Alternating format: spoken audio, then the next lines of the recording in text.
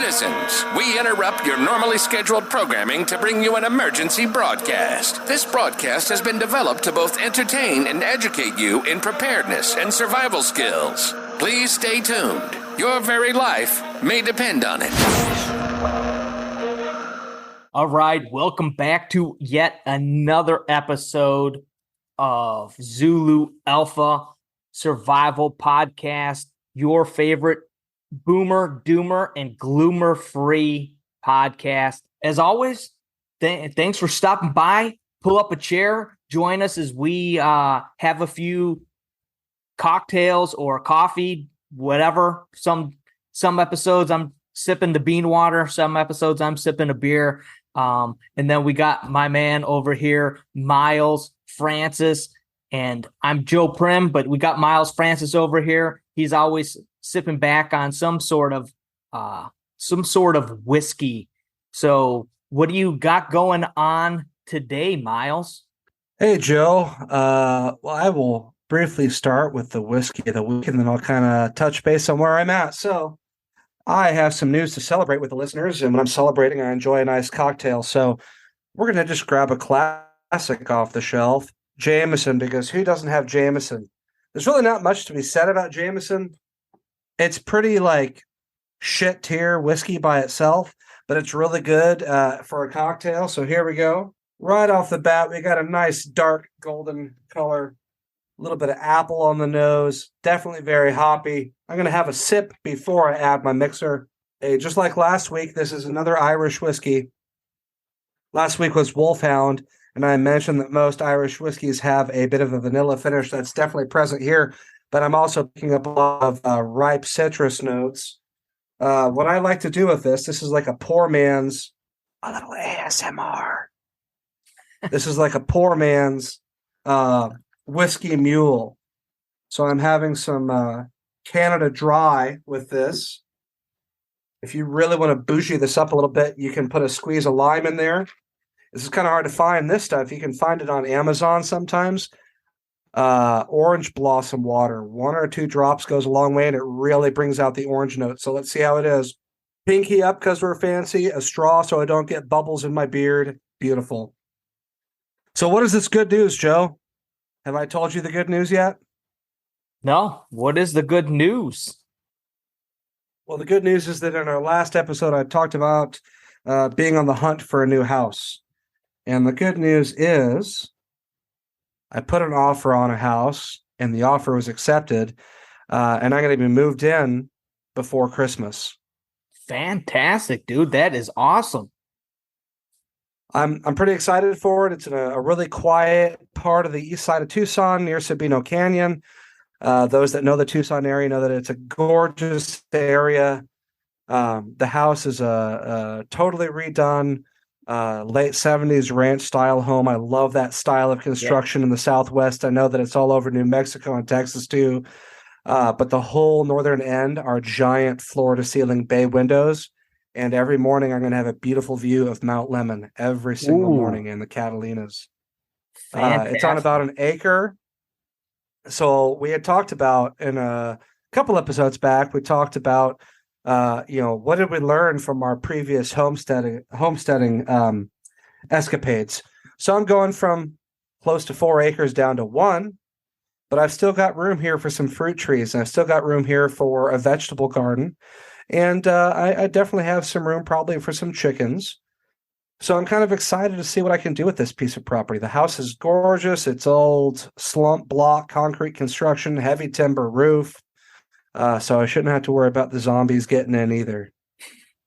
Sounds awesome. There ain't nothing better either than watching the kids run around and play and have room to explore. And,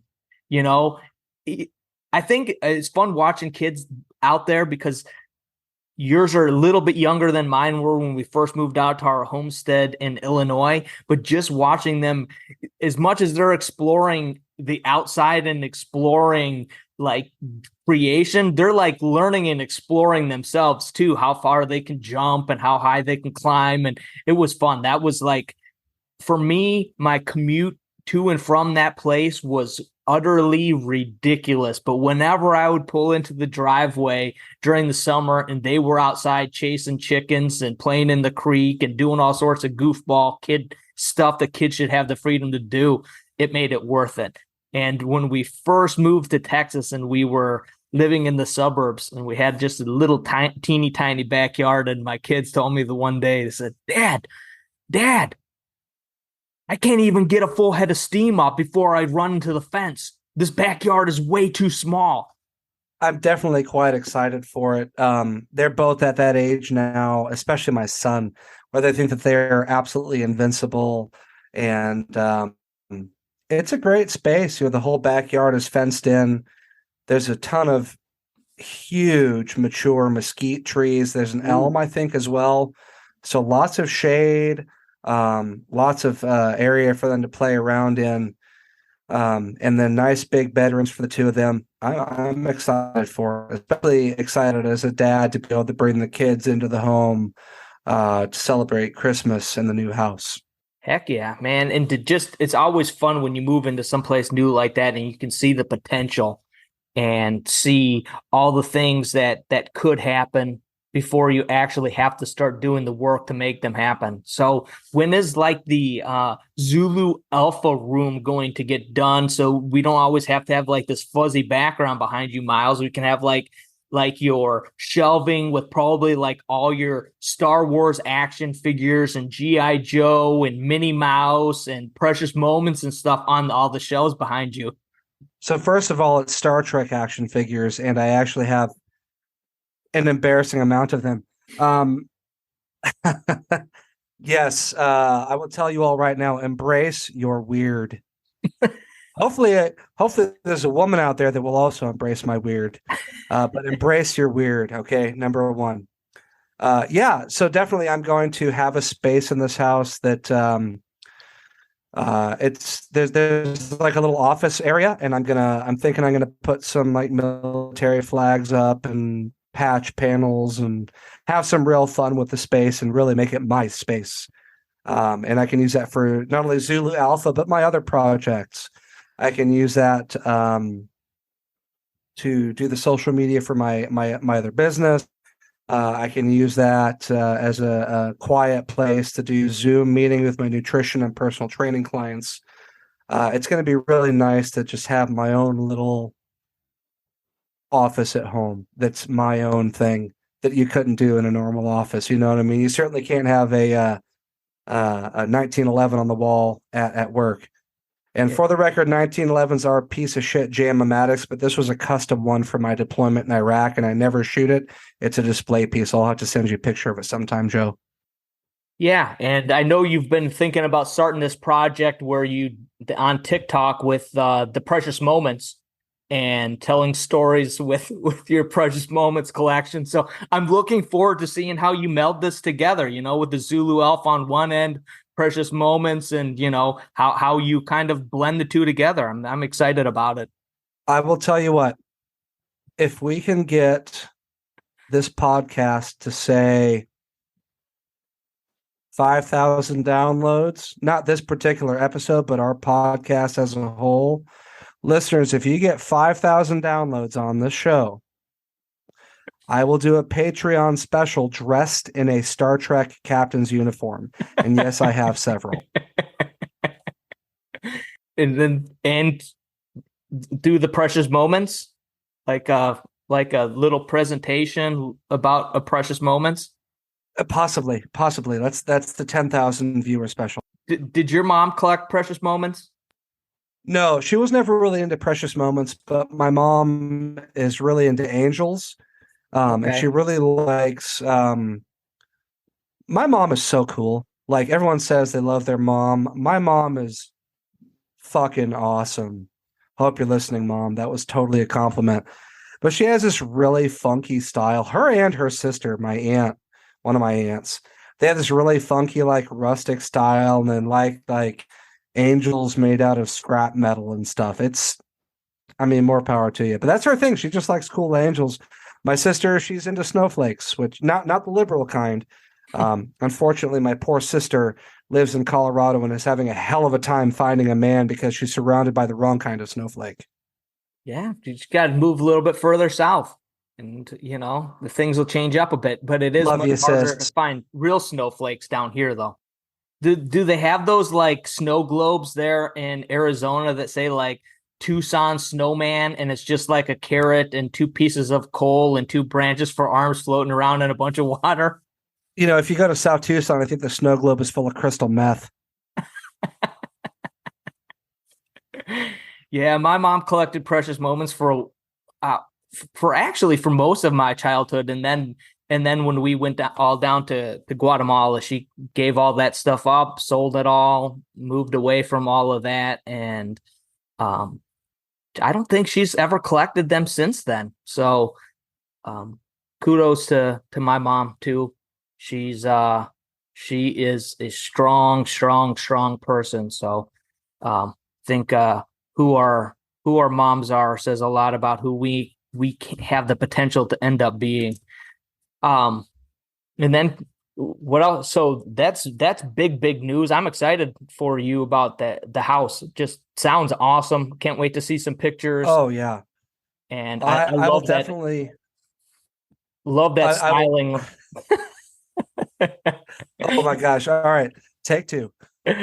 I love that styling, like you're talking about there from the 70s, and having a view of the mountains is just spectacular.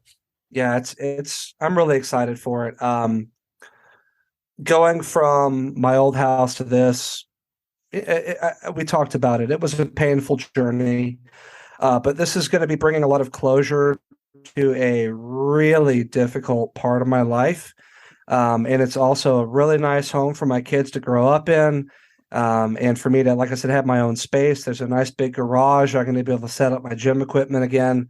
So even on days when I'm just not feeling it, I don't want to leave the house or get home late from work, I can still go hit a squat or a deadlift or a bench in the garage. No big deal. I will be putting some pictures up on the Instagram. It's a house I'm very proud to own. It was a long time coming.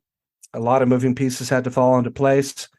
Very grateful for the housing market giving me a ton of money from my old house to put down on this, as well as the VA loan program, which helps out. Those of you that have been through a divorce know that credit takes a beating. But I'm very happy. Like I said, this is going to be closure to a really painful part of my life and a wonderful, wonderful new beginning for me and the kids. That's awesome. For me, man, I had really fantastic weekend last weekend. If there's basically nothing that I miss from Illinois, very little that we even brought with us do we still have. That was just kind of the end of that in our lives, that experience and that amount of time that we spent there. But one of my absolute very best friends was coming down to Texas to see his son graduate down in Fort Worth from boot camp, or down in San Antonio from boot camp, and happened to just shoot me a text and said they were going to be passing through and wanted to stop by if that was at all possible. And this is even kind of, we had a heavy episode, that last episode, but talking about friends and reaching out. And, so often we end up passing through some place where somebody is that we know, and we think, I don't want to bother them. Don't ever think that. Don't ever think that. Shoot out that text and give those people the opportunity. And again, I could have said, no, I'm busy this weekend, but I'm so glad I didn't. Absolutely love my buddy Matt. We had so many great conversations there when we were back in Illinois, had different battles that we fought through together, sometimes together, sometimes separate. But what that guy is doing and the things that he has accomplished are truly an inspiration. He's one of those guys, we should probably have him on one episode, Myles, once we start kind of having some guests on and stuff like that. Just a great guy, fireman, started a business on the side that has ended up being real successful, recently retired, but just a fantastic guy who has a real heart for helping out men and encouraging men and challenging men. And so glad he could stop by and just show off our little slice of Texas here and go cruising around a little bit and seeing some of the exotic animals that live in our development and just hang out. Like I said, there's very little, if anything, that I miss from back in Illinois, but he is definitely there on that list. So it was just great. It could not have been a nicer time, could not have come at a better time. Was just so wonderful to spend some time with somebody that that I truly respect and enjoy spending time with. So it was truly fun. That sounds awesome. And it's, yeah, guys, I know we talked about it on our last episode. I'm not going to beat a dead horse here. That's probably a bad analogy considering the topic of last episode. Listen, I would rather get a 2 a.m. phone call from a friend in need than sit through another funeral or listen to another last call on the radio. So we're all here for each other, guys. And I'm glad you were able to reunite with a friend there. He sounds like a pretty awesome dude. Firefighters and medics, we kind of butt heads sometimes. But yeah, I think we should bring him on the show. He sounds like he's got the right kind of mindset. How's his beard game? Well, now that he's retired, it's good. It's good. Real good. Okay. I was impressed. Well, then we I've can never welcome seen him into the fold. So, let's jump into our topic today, Myles. Going to be way lighter than last episode. We're going to talk about, should I stay or should I go? And whenever I think about this topic, I always go back to that song. So hopefully we can fill in that little void of silence there with that song of should I stay or should I go now? And boom, what are your thoughts? In this community of survival stuff and podcast and prepper stuff, it's kind of like this is the topic. Everybody wants to talk about bugging out and their bug out bags and this sort of thing. And I think that it's actually a lot of it's just a load of bullshit. I don't think anybody's really thought anything through. It's just one more checkbox to check or one more fun thing of buying a bunch of stuff on Amazon and throwing it all in a bag. But I don't think there's a lot of critical thinking that has gone into it. What do you think, Myles? Joe, I think that with very, very few exceptions, bugging out is a really bad idea. For a lot of reasons. Okay, first of all, I'm 38 this year. I'm not in the shape I was in the military. You really think I'm going to throw a 60-pound pack on my bag and hump 60 miles through 118-degree weather? So, excuse me. Why are you such a baby?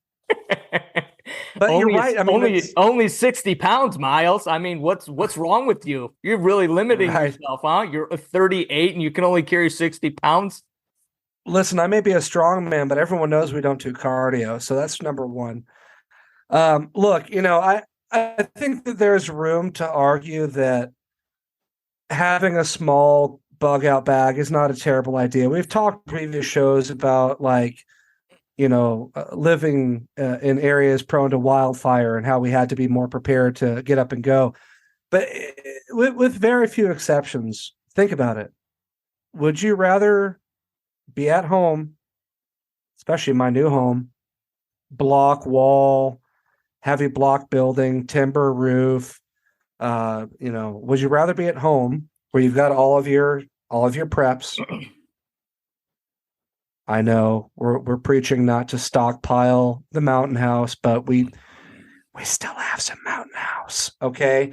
Would you rather be at home with your preps, with your fireplace, with a little bit of water you got stored up in a secure location that in a neighborhood that if you've done your study, which, hey, that's an upcoming episode, the ins and outs, how to secure your area. If you're doing your job and you're networking, you've got a group of people around you that can look out for you and look out for each other. Or do you want to have this, prepper's wet dream and throw a backpack on your back and run off into the desert like an idiot? I love it. And Joe, tell me you haven't heard this.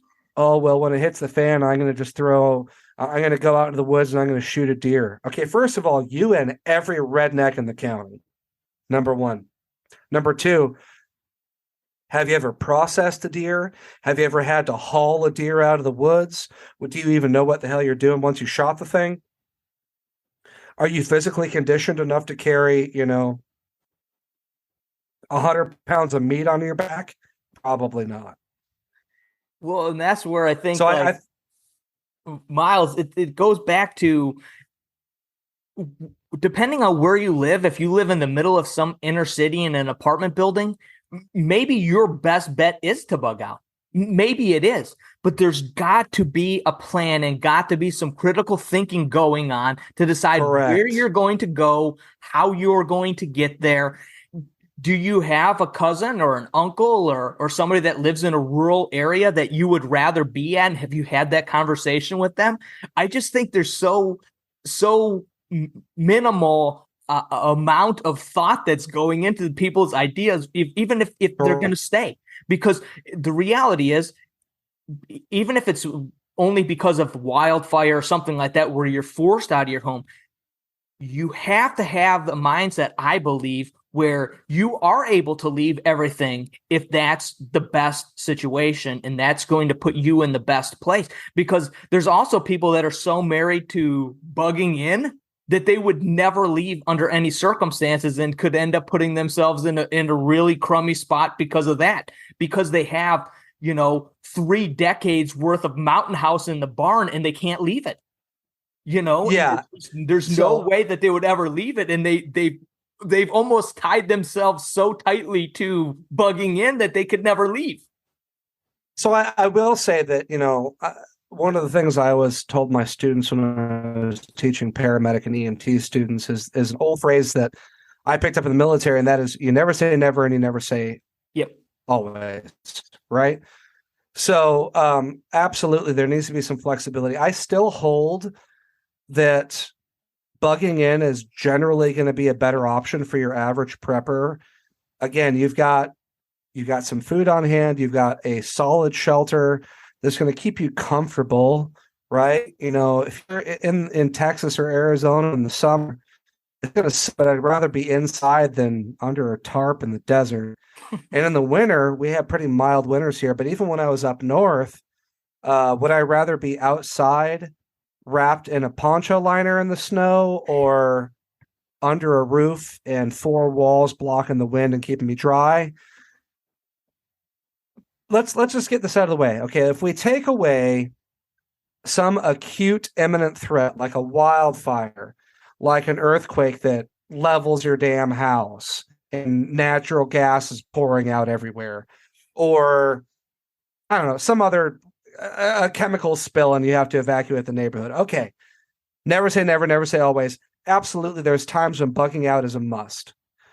Then you brought up another really good idea or a good point. What if you live in an apartment? What if you live in a condo complex? And I'm not talking like a gated community with townhomes. I'm talking like those shitty apartment complexes that get turned into condos and you've got 15 neighbors on one floor. In that instance, it may be worth bugging out. But whether you're going to bug out or you're going to bug in, you have to have a plan. So kind of like you were saying, if you live in that apartment, where are you going to go? And that kind of echoes what I said.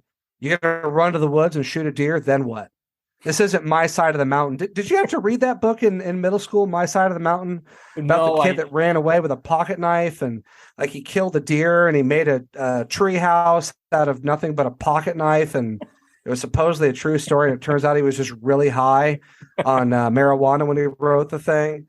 It was a kind of a cool story. But yeah, this isn't My Side of the Mountain. It doesn't work that way. You can't just like run into the woods and go, oh, hey, I've got my $250 58-in-1 survival tarp. I'm good to go. You have to have a plan. So if you're going to bug out, I believe that running to the woods is the dumbest shit you could possibly do. You got to know what you're doing. Well, and I think too, Myles, is like there's like this narrow idea of what bugging out means. And right. It's like throw on a backpack and walk.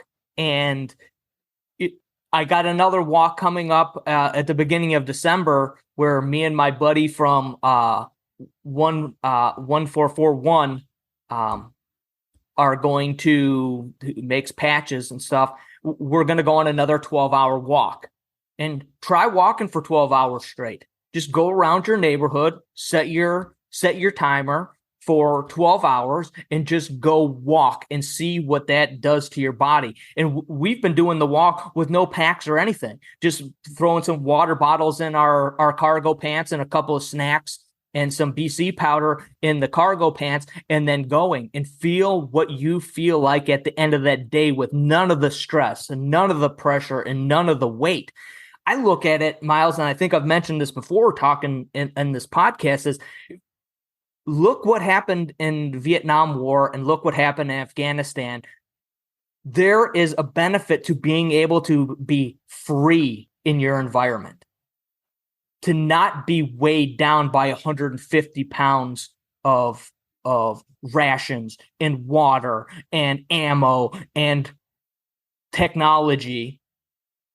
There's a benefit to being able to bug out differently. And I think that there is a correct way of looking at bugging out.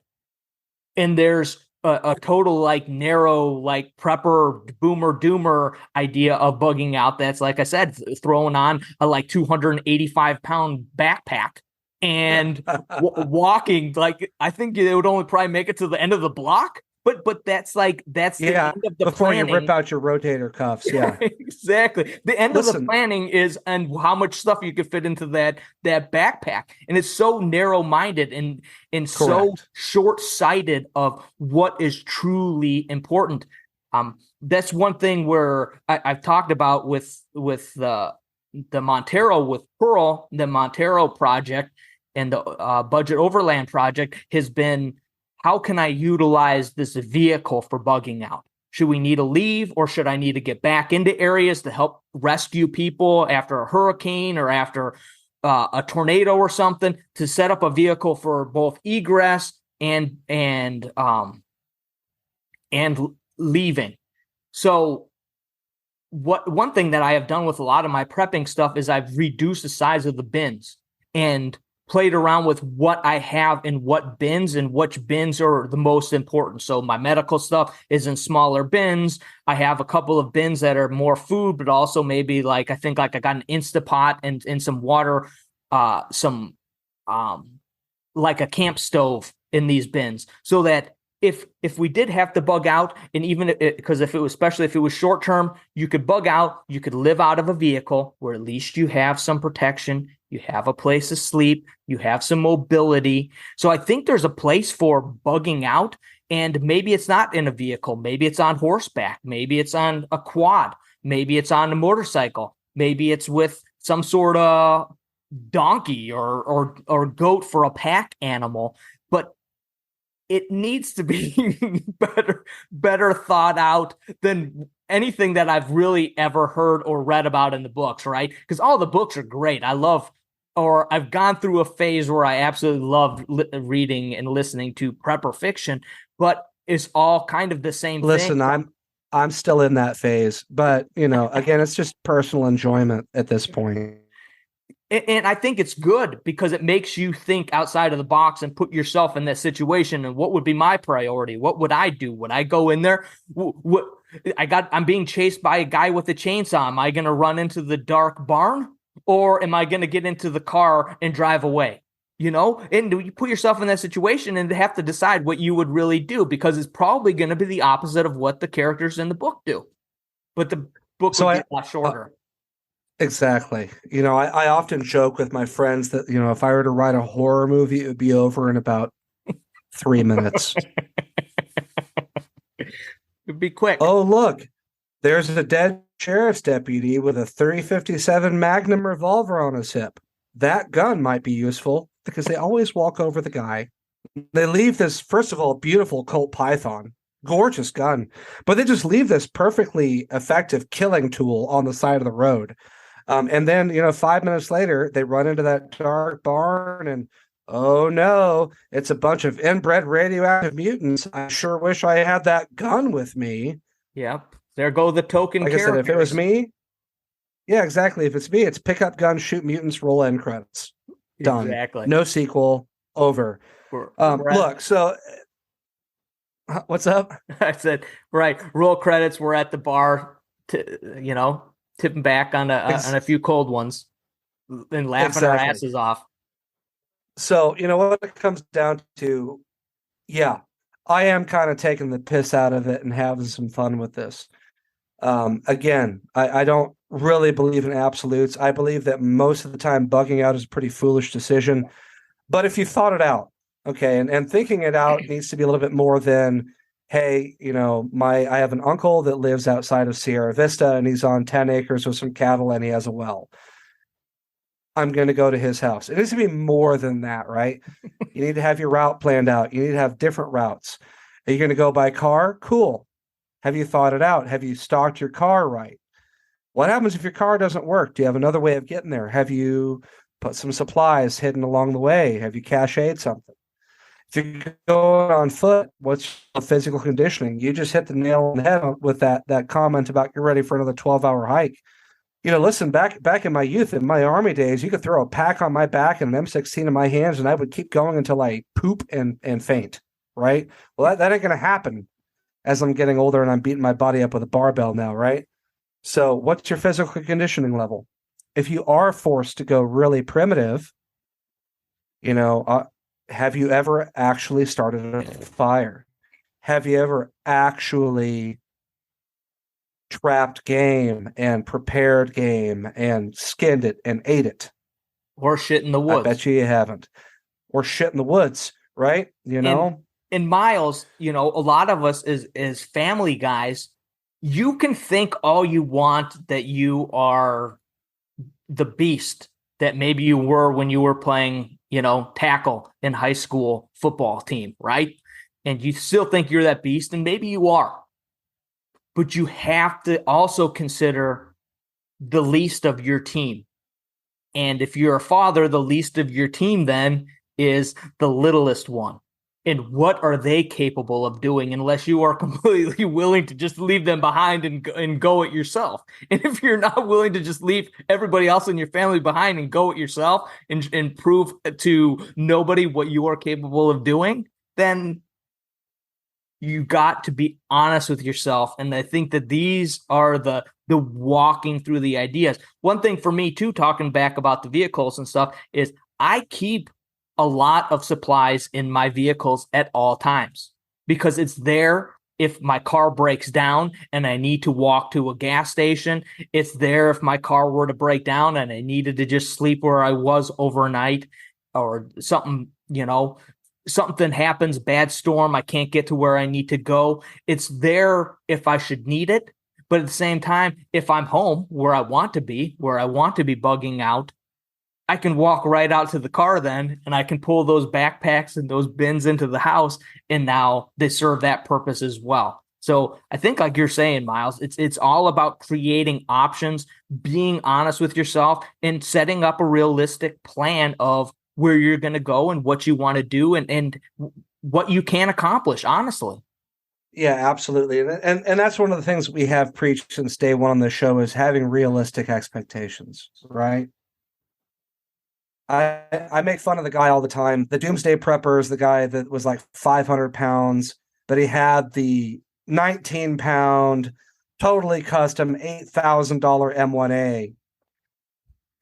What are you going to do, dude? I mean, I guess I could use you as like a roadblock. I could, if my gate failed, I could put you in the gap. You gotta roll think you this into stuff the through. Gap.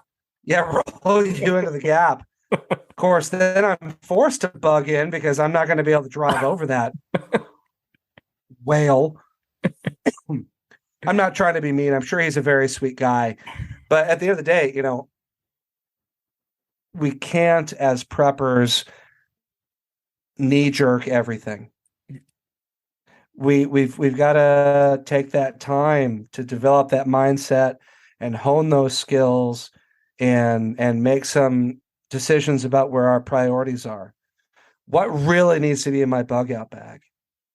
What are my children and my wife capable of? I don't have a wife. You do. What's your family capable of? Am I going to bring one of my dumbass goats? Cool. Now they can haul some extra stuff for me.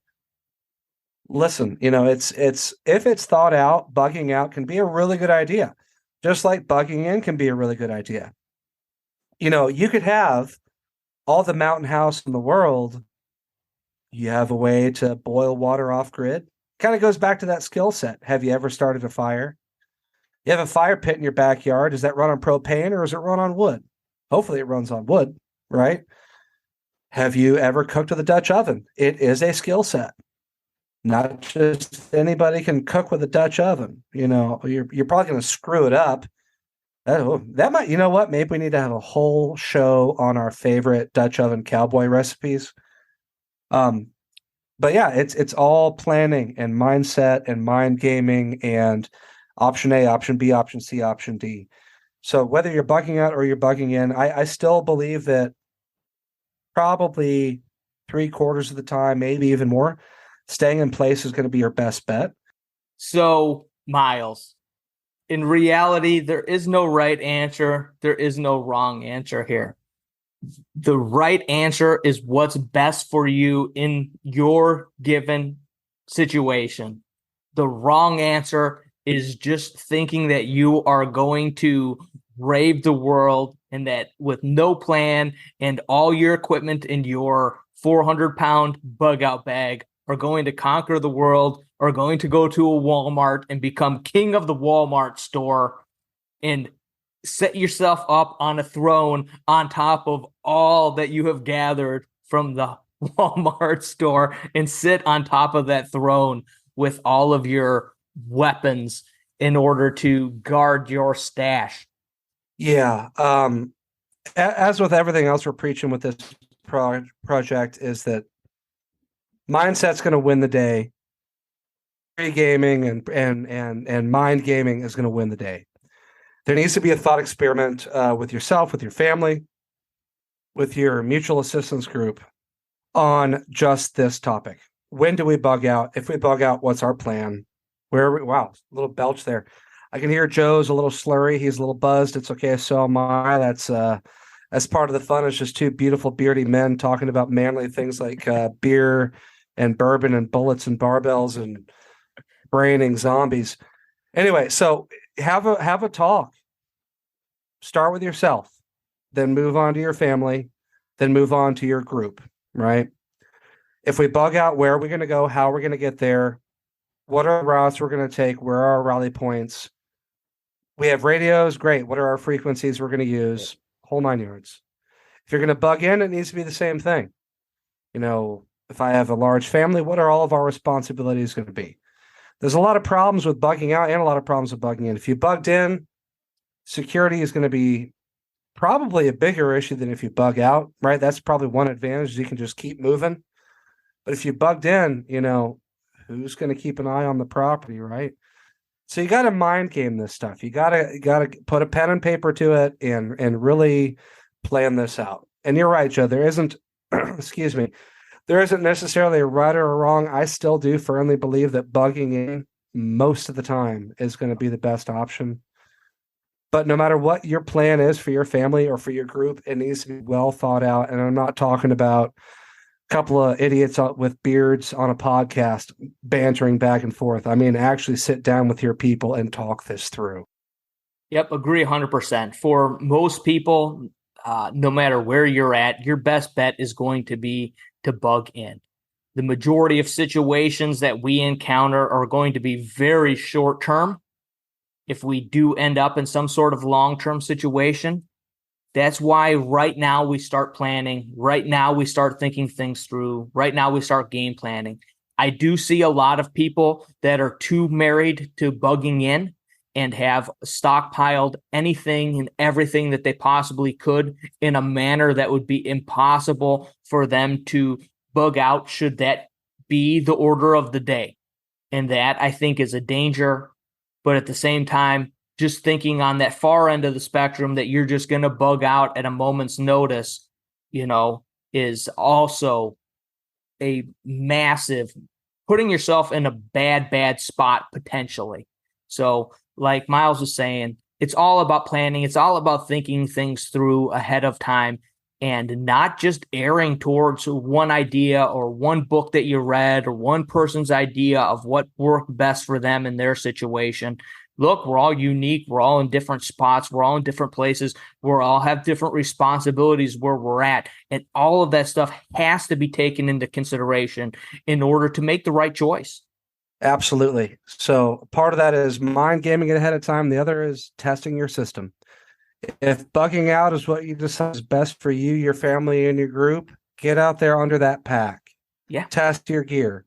Hone your skills. If you're going to bug in, do the same thing. Have a really good area study done. And also, don't be afraid to look at other options for bugging out. Bugging out does not have to be by foot. There might be Correct. way better options for you where you're at. And where you're at, bugging out might be a 5-mile walk down the road to somebody else that's a neighbor that is better equipped, and now you can serve with them in order to enhance security where they're at. It could mean multiple trips of what you have in order to get to bring to a location that's close. But again, there are a million different options. We could never cover all of the possibilities that are out there. But now is the time to think outside of the box. And now is the time to game plan. Now is the time to think through these things instead of just resort back to what you think you know because of a movie that you watched or a book that you read or listened to. I think that pretty much hits it, my man. Just like we said, episode 1, mindset, planning. It's all important. Skill development. If you're going to be a tool, be a big, heavy one that's nice and honed. You just can't do anything halfway. Guys, I don't need to tell you how crazy this world is getting. I don't even watch the news anymore. I'm so sick of it. I just worry about myself, my kids, my friends, people I give a shit about, and that's it at this point. Now's the time. I'm not a doomer. I'm not going to sit here and go, oh, we're 5 minutes till midnight or whatever. But now's a time of relative peace and prosperity and relative stability. I mean, I wish that ground beef didn't cost $8 a pound, but we're about as stable as we can be right now. So now's the time to say, maybe I did put back too much Mountain House. Maybe I do have a really cool, expensive, heavy bug out bag, but have I really thought anything past that? So go practice, go have fun, go camping with your family and your friends, practice some of those basic survival skills. Sit down around the fire pit and just kind of bounce ideas off each other. Come up with a plan, and once you have a good plan, run a drill or two. If it doesn't work, clean it up, adjust it, alter it. Now's the time to do it, folks, not in the middle of a crisis. Boom. Let's wrap things up. Where can we find you on social media, Myles? Okay, so you can find me on my my personal Instagram if you're a big fan of fat dudes with beards that lift heavy things. It's callsign_snake doctor. It's my fitness account, my personal account, and then my business is at Archangel Dynamics LLC. Joe, where do we find the podcast? Where do we find you? You can find this podcast at Zulu Alpha _actual on Instagram, and you can find my personal Instagram page at Prepare.Defend.Lead. Guys, we really appreciate you listening. We love your feedback. Hop on Instagram, shoot us a DM, comment on our posts. We're slowly building this out and fleshing this out. We're having right now just 2 dudes that are good buddies that are just having a lot of fun. We really want to make this into a bigger thing. Next episode is my surprise birthday bash episode. We're not gonna let the air out of the tires on that one just yet, but it's going to be a fun one. And then after that, we're going to put our serious hats back on, and we're going to cover area studies. A really important topic, especially when it comes to planning and mindset. And then what do you think would be a good show after that, Joe? What are you thinking after that one? I don't know, but if the listeners have a suggestion or an idea, let's Pros hear and it. cons of lederhosen in a cold environment. that or Lederhosen versus kilts. If that doesn't, if that doesn't strike as a German your fancy, and a Celt, I've got give us both. something better. How about a banana hammock? That'll work. All right. As always, thanks for listening. Hang in there. Come back again, and we will call this a wrap. Take care, everybody.